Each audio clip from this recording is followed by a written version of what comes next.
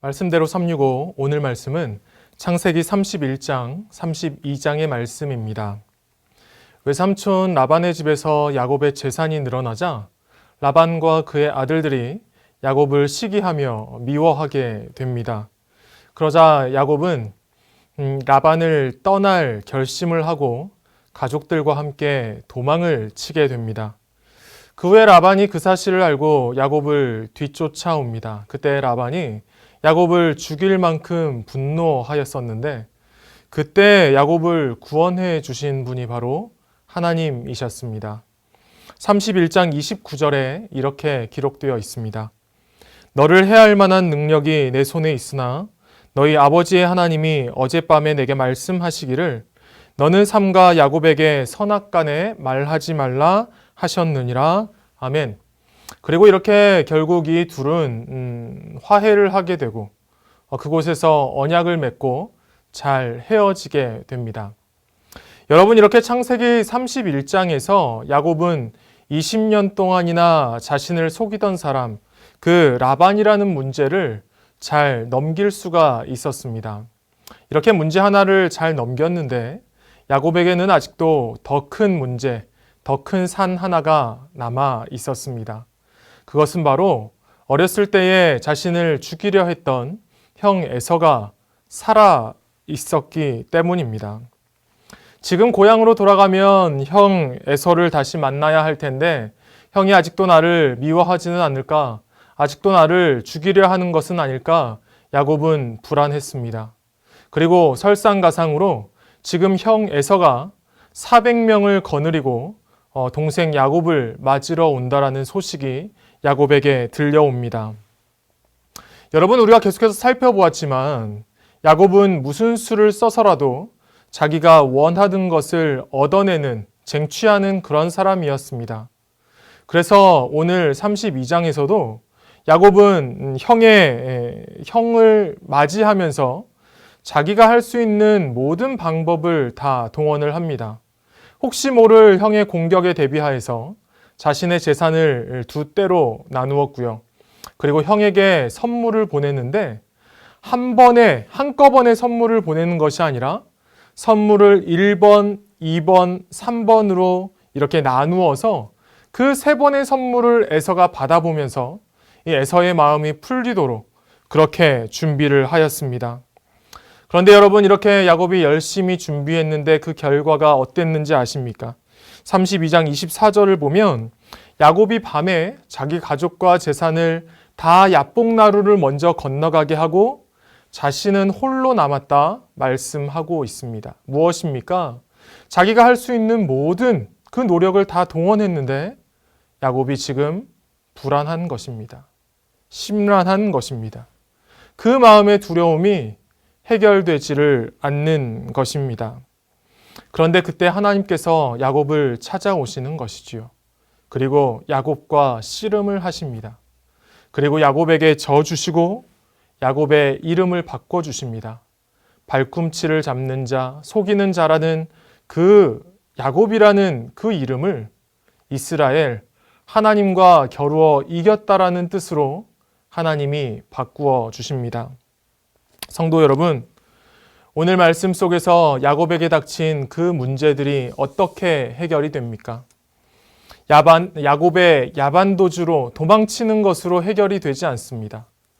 야곱이 준비한 선물 공세로 야곱의 문제가 해결되지를 않습니다.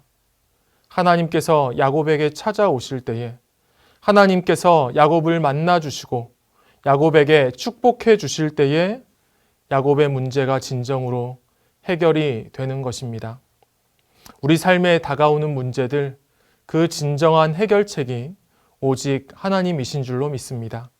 하나님께서 문제를 풀어주시는 은혜, 하나님께서 허락하시는 참된 평강의 은혜, 이런 은혜를 사모하시고 이런 은혜를 날마다 경험하시는, 오늘도 그 은혜 가운데 살아가시는 영락의 모든 성도들 되시기를 간절히 기도드립니다. 여러분, 1월 11일이 되었습니다. 월요일입니다. 이번 한 주간에도 하나님 안에서 추위도 이기고 코로나도 이기고 왕성한 열정과 믿음으로 살아가시게 되기를 바랍니다. 오늘은 창세기 32장 24절 말씀을 읽습니다. 야곱은 홀로 남았더니 어떤 사람이 날이 새도록 야곱과 씨름하다가. 아멘.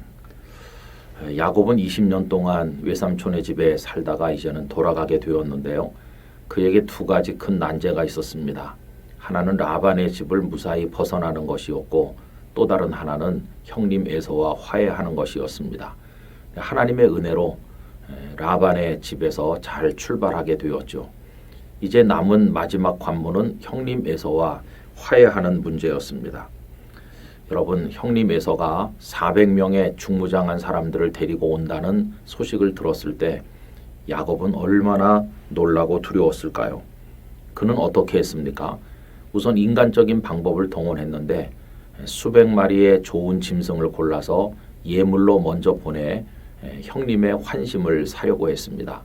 그리고는 아내들과 자녀들, 종들을 약복강 건너편으로 먼저 다 보냈습니다. 그리고 자기만 홀로 강 저편 나루턱에 남게 된 것입니다. 야곱이 혼자 남은 이유는 무엇일까 생각을 해보게 되는데, 혹자는 좀 나쁘게 말해서 만약에 에서가 그의 소유와 가족들을 치면 홀로 도망하려고 한 것이다, 이렇게 말하기도 하지만 저는 그렇게 생각하고 싶지는 않습니다. 그거 말고도 홀로 남는 이유가 있기 때문입니다. 여러분, 우리가 인생을 살아가면서 중대한 난관을 만나게 될 때 결국은 하나님 앞에 홀로 무릎 꿇을 수밖에 없다는 것을 깨닫게 됩니다. 인생의 가장 근본적인 중요한 문제, 어려운 문제에 도달할수록 우리는 혼자 하나님 앞에 엎드리지 않으면 안 된다는 것입니다. 하나님과 1대1의 영적 씨름이 필요하고 하나님의 은혜를 구하는 몸부림의 기도가 필요하다 하는 것입니다.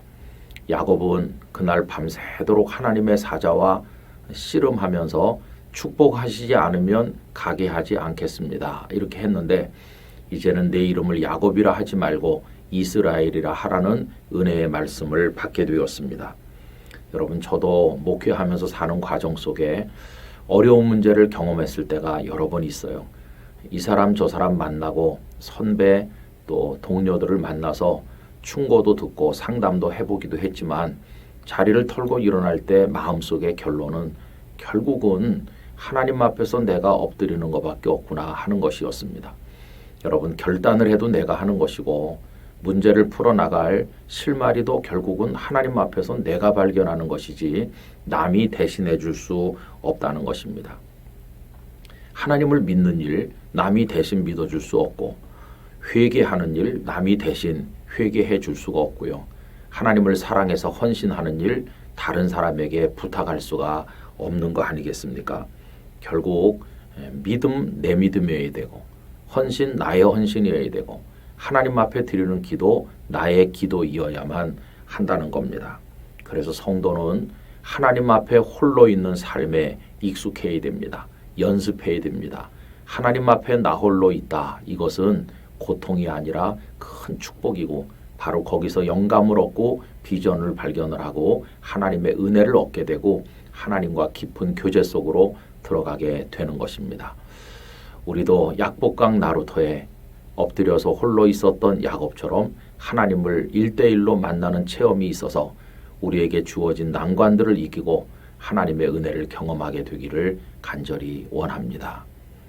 존귀하신 아버지 하나님, 때때로 삶의 고단하고 어려운 문제 앞에 봉착할 때 하나님 앞에 홀로 엎드리는 영적 훈련을 잘 받게 하셔서 하나님의 은혜의 손길을 경험하고 모든 것들을 극복하는 저희들이 되게 해주시기를 원합니다. 하나님 앞에 홀로 있음, 그것이 주는 축복을 경험하게 하여 주시옵소서. 예수님의 이름으로 기도하옵나이다. 아멘.